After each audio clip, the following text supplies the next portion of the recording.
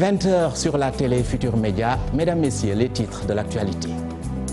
La candidature du président sortant, premier dossier reçu par le Conseil constitutionnel après le démarrage officiel des dépôts ce 11 décembre.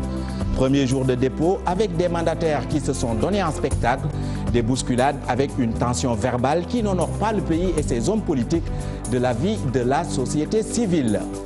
L'affaire Khalifa Ababacar Sall, jugée le 20 décembre par la Cour suprême, ses avocats parlent d'un traitement spécial du dossier de leur client et promettent de tout faire pour sa libération.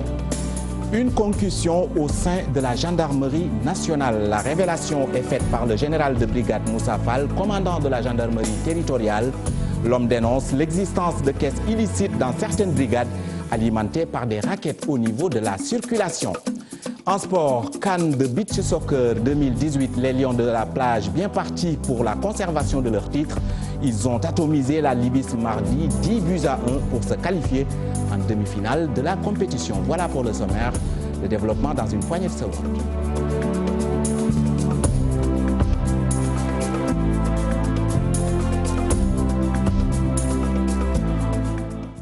Merci de nous choisir pour vous informer. Bienvenue, bonsoir à tous.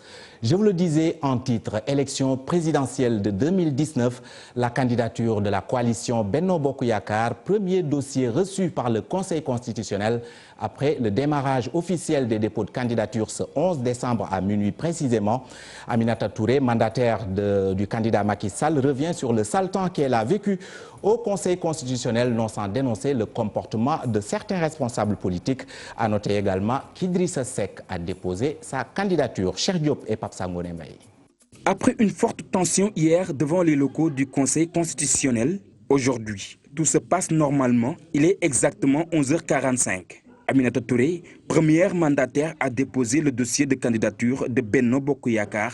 Elle revient sur la bousculade et refute l'agression. Nous avons le plaisir d'annoncer que nous avons pu déposer en tant que mandataire de la coalition Benno Bokk Yakaar, nous avons déposé le dossier de candidature de notre candidat, le président Macky Sall. Je voudrais commencer par rassurer tous ceux qui suivaient l'actualité. Il n'y a eu aucune forme d'agression, comme vous me voyez. À part avoir sommeil, je me porte très très bien. Il y a eu une bousculade. Mimi Touré déplore l'attitude de certains responsables politiques. Regretter que certains membres de l'opposition aient fait dans la provocation, etc. Et ceux qui ont eu d'ailleurs, celui qui a eu à déchirer la liste d'attente, puisque nous étions là depuis 15h42, photo à l'appui, il n'est même pas resté pour déposer, il est parti. Voilà. Tout ça pour dire que tout cela n'était pas très sérieux. Mais notre démocratie est beaucoup plus forte que, disons, ces choses-là. Autre mandataire à avoir déposé, celui du parti Rewmi. Il se dit confiant pour l'échéance à venir. La première feuille sur laquelle on devait se baser pour faire l'appel, la coalition IDI 2019 était vraiment en première position. Mais nous nous réjouissons de ce qui s'est passé. Ce que nous faisons de réussir là, ce n'est rien d'autre qu'un acte administratif. Maintenant, nous tournons le dos à ça et nous nous jetons vers l'avenir, c'est-à-dire le 24 février. Le dépôt de dossier de candidature se poursuit. Le greffier du siège du Conseil constitutionnel reçoit les dépôts de 8h à 18h, sauf le dernier jour, qui sera le mardi 26 décembre. Cheikh Diop, ces bousculades notées entre mandataires devant le Conseil constitutionnel n'honorent pas le pays et ses hommes politiques. Du moins, c'est l'avis de la société civile et de quelques analystes politiques. Ils dénoncent un manque de communication et d'organisation de la part du Conseil constitutionnel pour essayer d'expliquer ces incidents notés devant les locaux de cette institution. Pape Faragning. Des empoignades, beaucoup de bousculades entre acteurs politiques et quelques arrestations devant le Conseil constitutionnel. Une situation qui écorne l'image du Sénégal et de ses hommes politiques. Je pense que c'était quelque chose qu'on pouvait éviter dès lors que quand on vraiment se sent investi et dépositaire d'une certaine légitimité, on doit avoir assez de parrains que même des doublons ne peuvent pas empêcher de faire passer. De coups qu'il y aurait eu, bon, on a caressé la joue à quelqu'un, et bon, tout cela, ça ne fait pas très bien.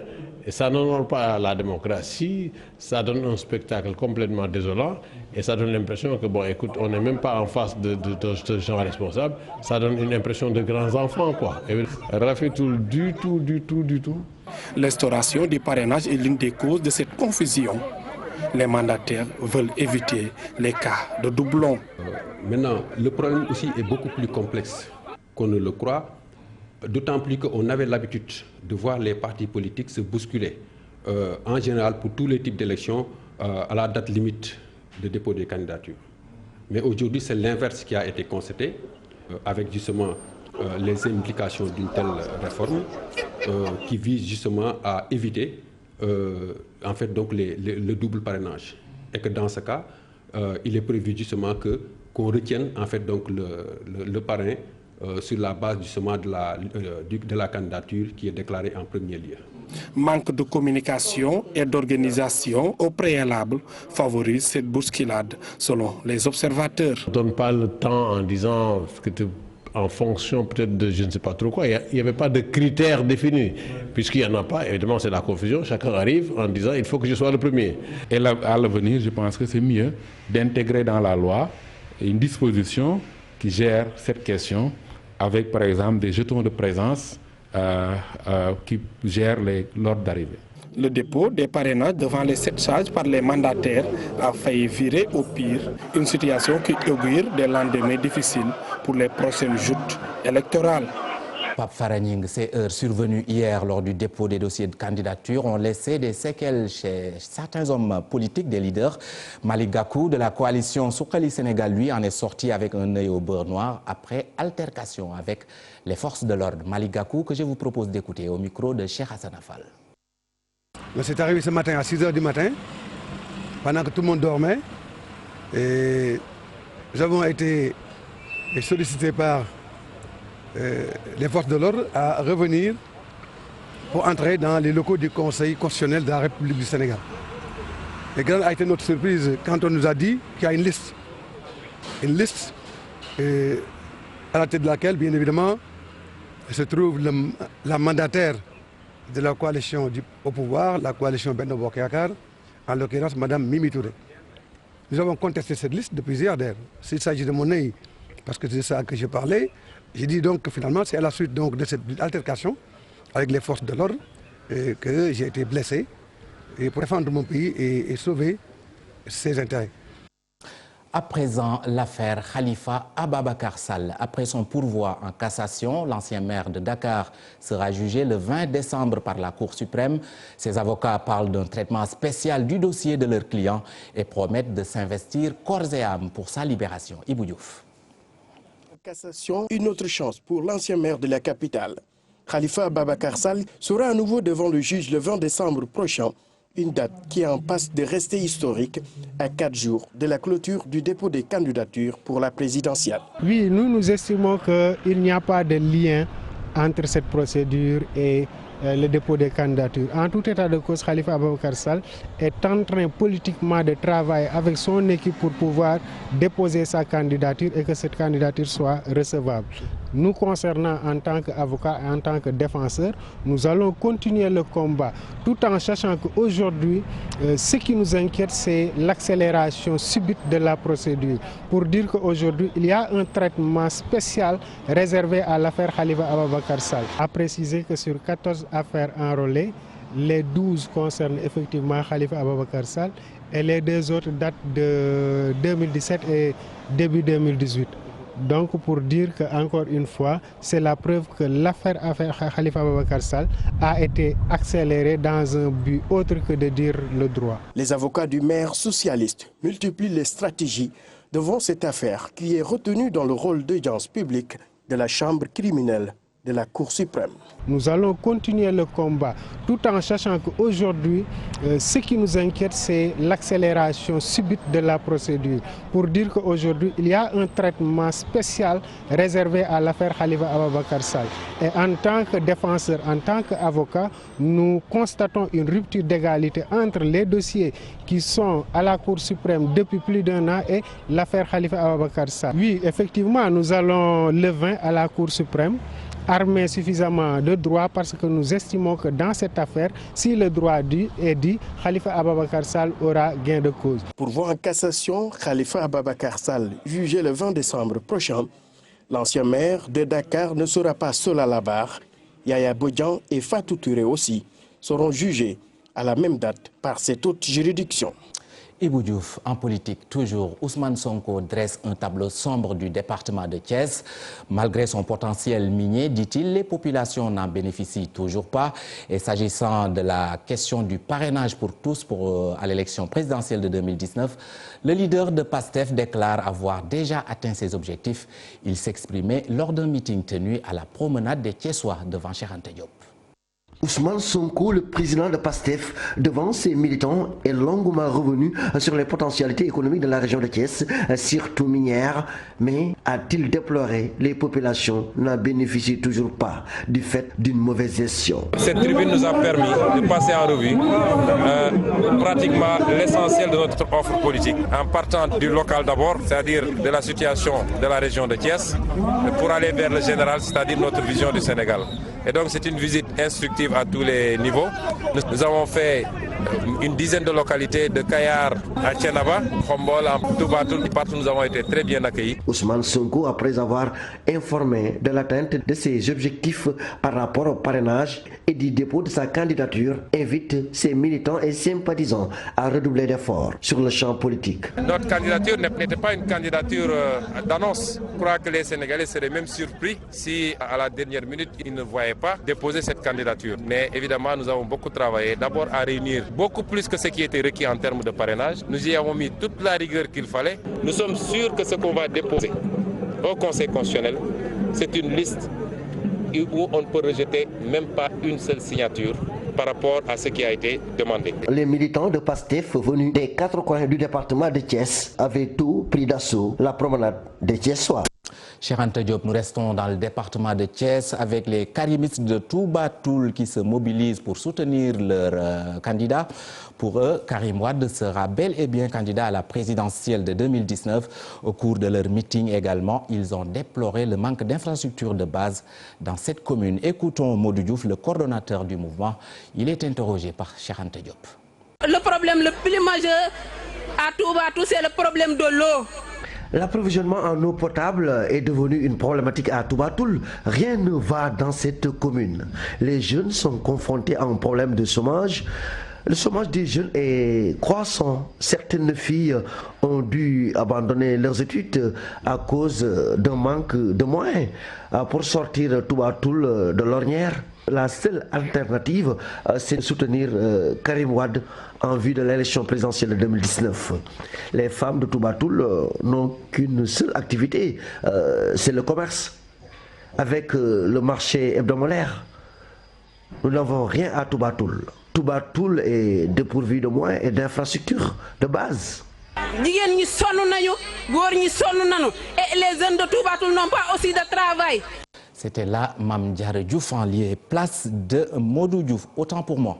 Les apéristes de France prennent le vol à destination de Dakar. Objectif, rééditer la tournée politique de 2011 au profit du président Macky Sall. Une caravane nationale qui a pour but de vendre le bilan de Macky Sall en vue de convaincre les électeurs à quelques encablures de la présidentielle. Ibrahim Kamara.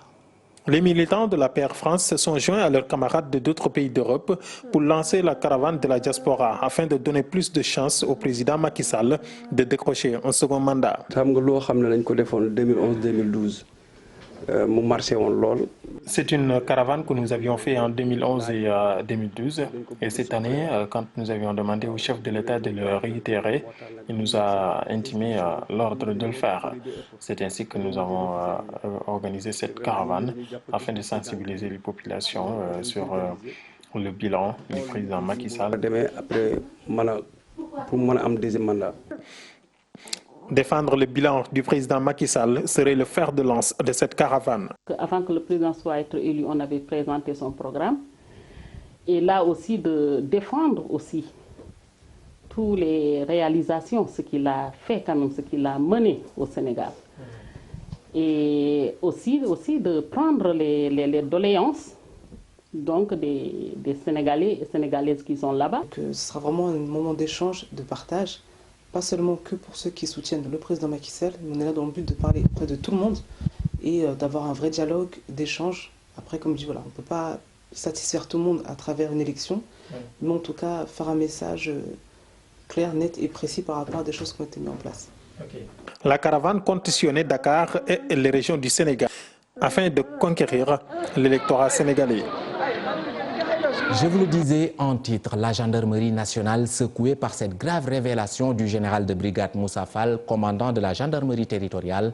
L'homme, dans une note de service, dénonce une concussion au sein de l'institution, notamment l'existence de caisses illicites dans certaines brigades, des caisses alimentées grâce à un racket au niveau de la circulation. Le récit de Modou Fall.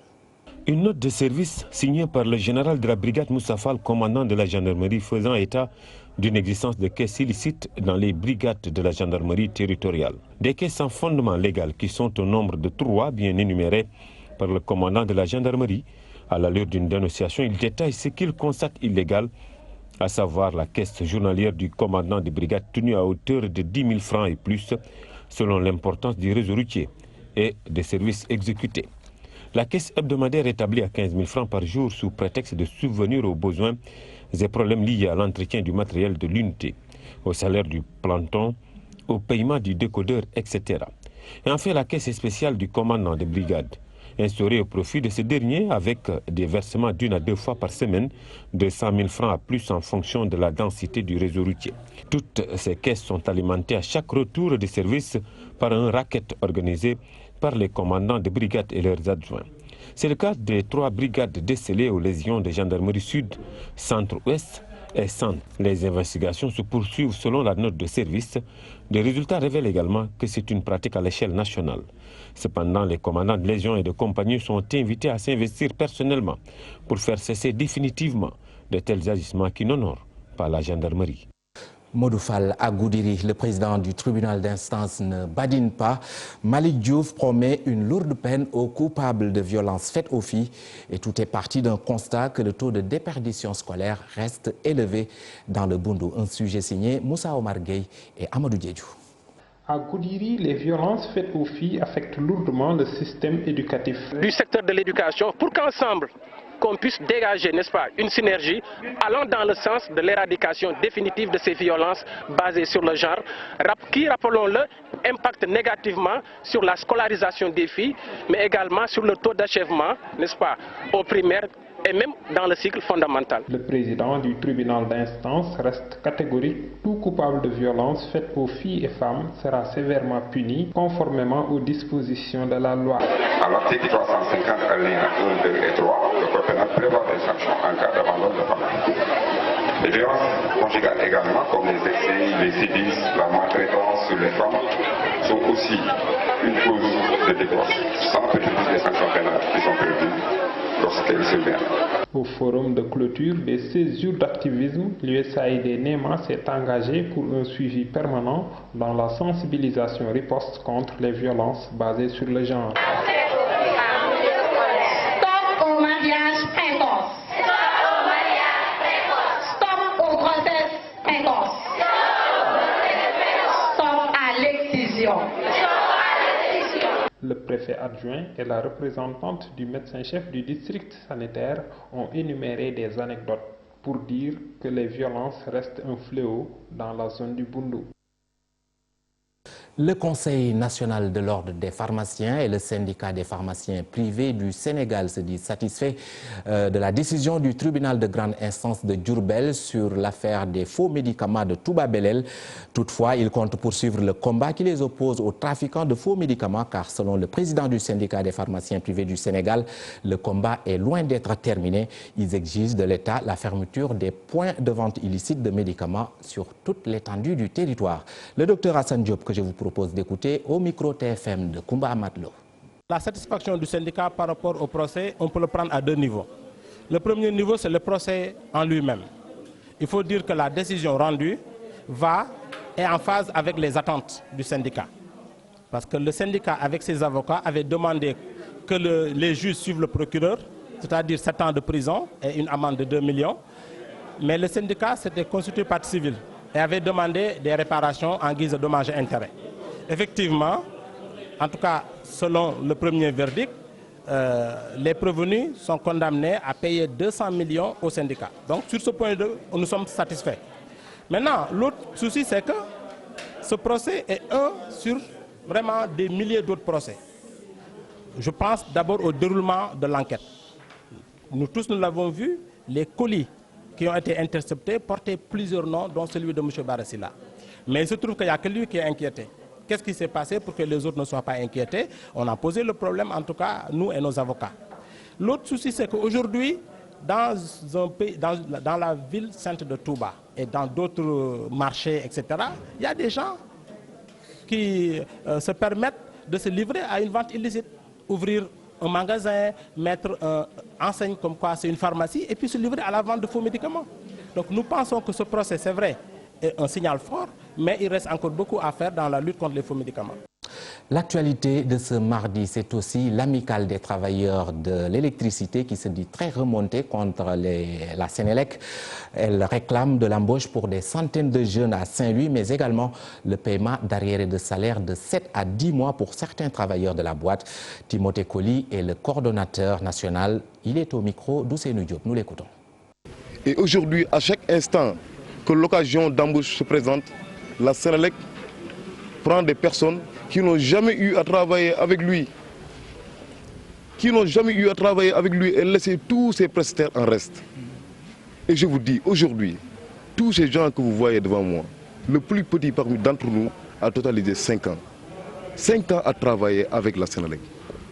Et vraiment, des moments très difficiles que nous passons avec la Sénélec. Comment une personne, en tant que responsable de famille, qui a une famille à nourrir, peut gérer sa famille si la Sénélec ne lui paye pas son argent? Qu'est-ce que vous réclamez exactement? Nous réclamons aujourd'hui, de 1, l'embauche.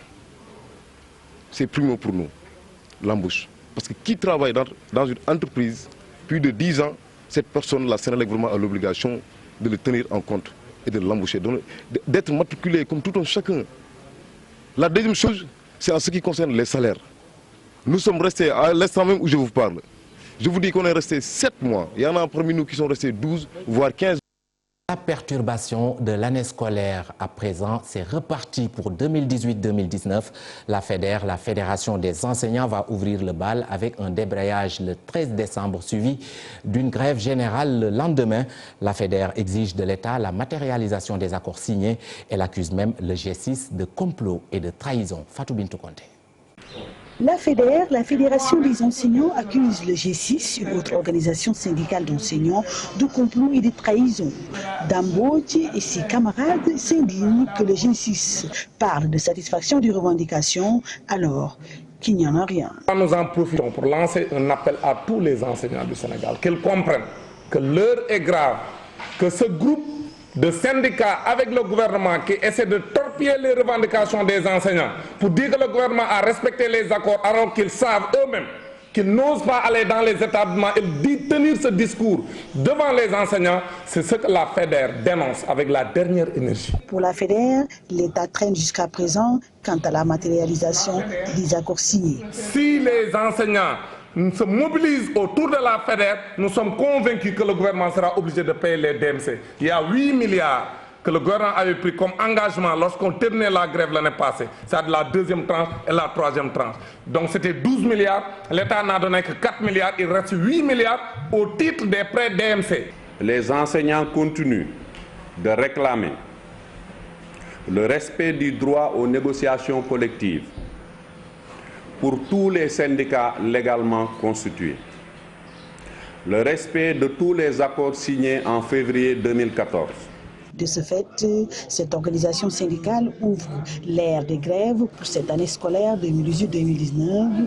Ainsi jeudi, il compte débrayer à partir de 10 h et une grève générale s'en suivra le vendredi. Au mépris des autorités, la FEDER va annoncer aux enseignants son premier plan d'action. Le jeudi 13 décembre 2018, débrayage à partir de 10 h. Le vendredi 14 décembre, grève totale. Dans leur combat, la FEDER tend la main aux autres secteurs en lutte pour une jonction des forces sociales. À présent, cette nouvelle nomination au groupe Futur Média, le poste du directeur de l'information rattaché à la direction générale en charge de la stratégie et du développement revient de droit à Souleymane Niang, un ancien journaliste de Walfadjri, de la RTS, par ailleurs manager. L'homme promet de s'investir pour le développement du groupe Futur Média. Suzanne Seck. Le groupe Futur Média accueille son nouveau directeur de l'information rattaché à la direction générale en charge de la stratégie et du développement du groupe. J'ai l'honneur et le plaisir de vous présenter M. Souleymane Niang, qui est le nouveau directeur de l'information du groupe Futur Média, rattaché à la direction générale pour tout ce qui est stratégie et développement du groupe. Souleymane Niang, qui a exercé dans différentes maisons de presse comme Walfadjri, la RTS entre autres, il a également un profil de manager, un atout pour ses nouvelles responsabilités. Je voudrais d'abord commencer par remercier Monsieur le Président du Conseil d'administration, le ministre Youssou Ndour, pour l'honneur qu'il me fait à travers le directeur général, M. Birandour, ici présent, de me nommer à la direction de l'information, rattaché au directeur général en charge de la stratégie et du développement. Je rejoins un groupe d'excellence, un groupe leader, et pour moi, c'est un privilège. Cet ancien responsable de la communication de la ville de Dakar compte apporter sa pierre à l'édifice. Il s'agit simplement d'apporter une contribution, d'apporter sa pièce à l'ensemble du puzzle qui est déjà mis en place et surtout à accompagner le mouvement vers l'avant, vers le développement du groupe. Une mission à accomplir. Souleymane Niang, le nouveau directeur de l'information de GFM, bien conscient du travail qui l'attend, le PCA du groupe lui donne le top départ. Allez, au boulot. Suzanne Seck, 16 cadres de l'INSEPS aptes à dérouler les politiques en matière de jeunesse et de sport sont laissés en rade. Une situation déplorable qui engendre polémique et spéculation sur l'avenir de cette 25e promotion dont les dossiers d'intégration ne sont toujours pas pris en compte par les ministères concernés. Ces derniers invitent les autorités à régler définitivement leurs problèmes. Aïssatou Gueiba et Diafaraba. Des cadres inactifs, aucune mesure prise par les autorités pour intégrer ces acteurs sortant de l'INSEPS. Un véritable problème pour ces derniers qui se plaignent de cette situation. Depuis que nous avons reçu nos certificats d'aptitude aux fonctions d'inspecteur de la jeunesse et des sports, nous avons saisi les autorités concernées, c'est-à-dire le ministère en charge de la jeunesse et celui en charge des sports. Mais jusqu'au moment où je vous parle, il n'y a aucune action concrète, il n'y a aucune avancée significative qui a été notée par rapport, n'est-ce pas, au recrutement de ces inspecteurs sortant de l'INSEPS. Et aujourd'hui, l'État forme des cadres et les met à la disposition des ministères de tutelle, mais que ces derniers véritablement s'inscrivent sur une logique de retarder le dossier de recrutement de ces inspecteurs. Voilà une situation que nous déplorons aujourd'hui. Un retard, affirme-t-il, créé par le ministère de tutelle. Les ministères, aujourd'hui, ils disent qu'ils n'ont pas de cadres. Mais pourquoi maintenant qu'on forme des cadres et qu'on leur donne ces cadres-là, ils retardent le dossier de recrutement depuis 6 mois. C'est un dilatoire vraiment que nous condamnons avec fermeté, avec la dernière énergie, parce que tout simplement, ils s'expliquent en disant que c'est des lentes administratives alors que c'est que du dilatoire. Nous ne pouvons pas l'accepter. Nous sommes au nombre de 16 cadres supérieurs, aptes aujourd'hui à dérouler véritablement les politiques publiques en matière de jeunesse et de sport. Donc aujourd'hui, pourquoi laisser en rade ces cadres-là qui sont aptes véritablement à intervenir au niveau de ces services-là, de ces services de l'État? Au moment où il existe un déficit de cadres dans leur domaine, ils interpellent du coup l'État pour la satisfaction de leurs doléances.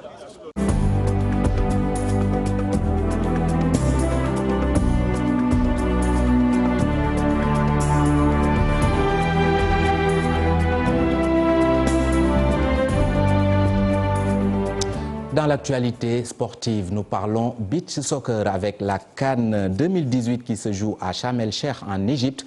Large vainqueur de la Libye sur le score de 10-1 lors de la 3e journée du groupe B. Le Sénégal est en demi-finale de la compétition. Première de son groupe, l'équipe nationale du Sénégal va affronter son homologue du Maroc. Ce sera ce jeudi pour le compte de la demi-finale. Football à présent pour parler de la Ligue 1 sénégalaise. Le champion sortant, l'AS Jaraaf, qui signe la première victoire de sa saison face à la Sonacos. Le promu AS Pikine, nouveau leader de la Ligue 1 après son carton, 3-0 devant Niary Tally. Le Casa Sport, quant à lui, n'arrive toujours pas à gagner à domicile. Il a encore concédé le nul. Ce sont là les grands enseignements de cette 5e journée clôturée lundi. Cher Sadibou Diarra. Un nouveau leader pour la Ligue 1 à l'issue de la 5e journée. L'AS Pikine qui a atomisé Niary Tally 3-0 est première avec 11 points.